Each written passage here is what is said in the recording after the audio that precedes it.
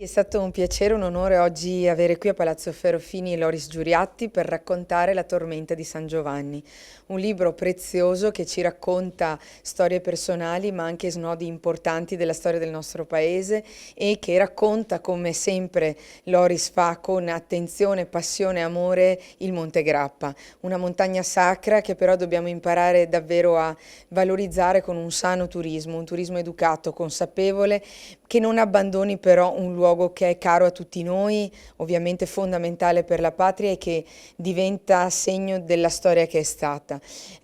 Questo libro, questo testo è stato anche l'occasione per ragionare della montagna oggi, della montagna in prospettiva, della valorizzazione di aree interne che non si devono accompagnare allo spopolamento, ma che devono essere il centro di politiche che davvero hanno l'interesse di veder protetta, tutelata e vissuta la nostra montagna. Questo significa dare servizi, questo significa invogliare le giovani generazioni a trovare casa e a costruire futuro per la montagna. Questo significa anche tutela idrogeologica dei territori, sicurezza, perché una montagna vissuta è una montagna protetta e curata, e di questo abbiamo bisogno anche nel nostro Veneto.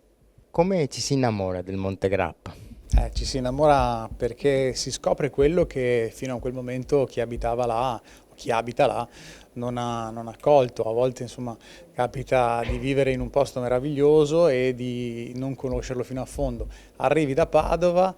guardi una montagna, cerchi di capirla e scopri mille cose che fino a quel momento non avevi capito, non avevi compreso, non avevi studiato, e cominci a studiare. Da qui una trilogia, L'Angelo del Grappa, con l'idea di essere un libro dedicato esclusivamente ai ragazzi, quindi il primo impatto è: raccontiamo la storia del Monte Grappa un po' in chiave romanzata,